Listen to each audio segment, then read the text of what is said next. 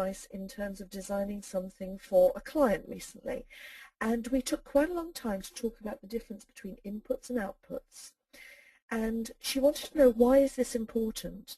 Well, it's important because when you tell a client that you're going to do something and it's measurable, you can then show them the return on their investment by saying, not only did I do this for you, but look what you were able to do as a result of my intervention. And that's what these learning outcomes are. They're outcomes of your intervention, or in a training context, outcomes of the learning. And you can see they're broken down into 3 areas. They're always broken down into 3 areas. It's what the learner will be able to do. That's a performance action. It's about how well they should be able to do it. That's a standards statement.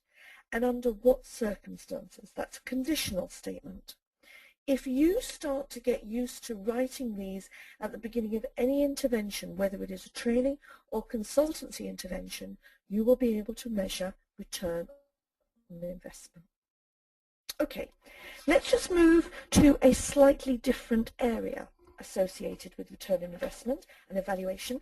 And I'm sure some of you, even though I can't see you, are probably smiling at this slide. It's good old Kirkpatrick.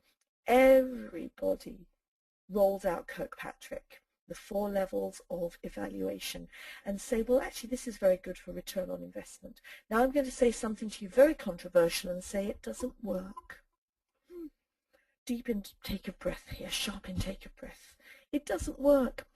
Over 25 years this has been in existence, and the reason that I'm so adamant that it doesn't work is that most people only get as far as level 1 and level 2.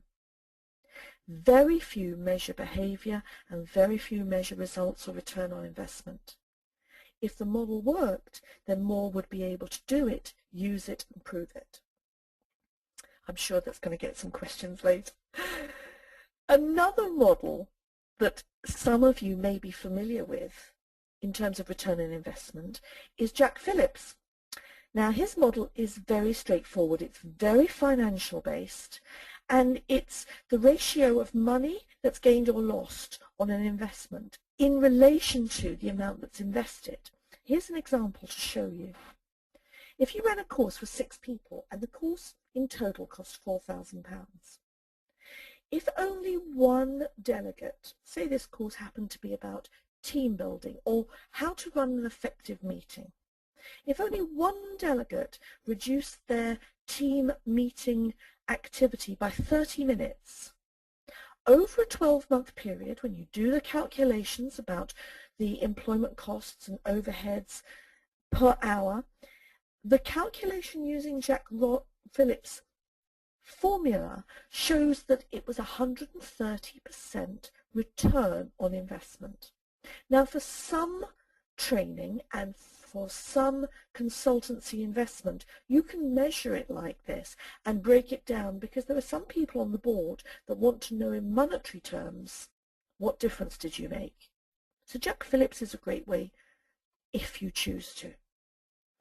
There is another way. There's always another way. In fact, there are probably about 25 other ways, but I'm only going to show you one more. This is Simmons, the Ripples Evaluator. Not sure how many of you are familiar with this. By David Simmons, 1998.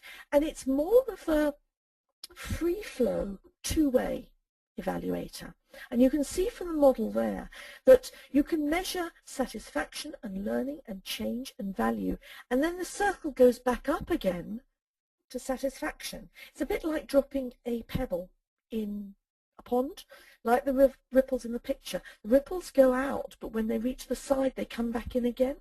And the little circles on the left-hand side of your screen show that if people are satisfied, that contributes to more learning. If people learn more, that contributes to more change. If people change more, that adds to more value, which in turn goes round. If you like, you could represent it as a figure of 8 on its side and call it the Chris Argyris continuous learning, double loop learning model. But this is another way of looking at evaluation and return on investment. Okay, I'm going to leave you with one final thought about return on investment. which is a different way to look at it completely. It's, do you want to see the return now or in the future?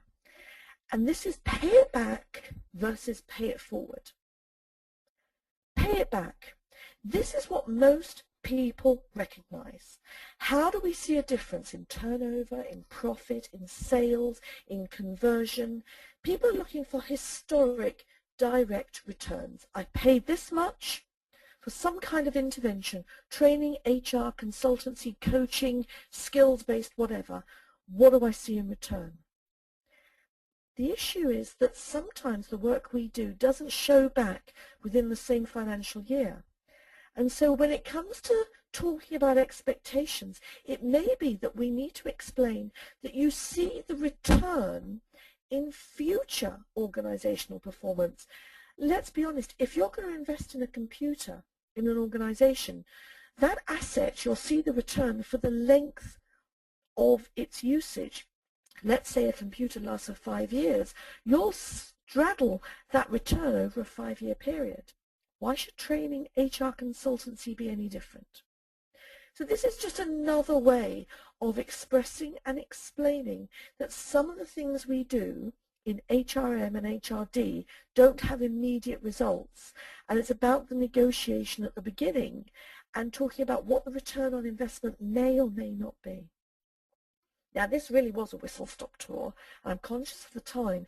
So if you really want to know any more, if you want to find out any more, or even just email me to say, well, what about this, what about that, I've got a special email address that's related just to People Vision. You can they've actually got some email. They have actually got some questions as well. You'll be pleased to know. Okay, wonderful. So I'm stopping there, and over to you, Alyson.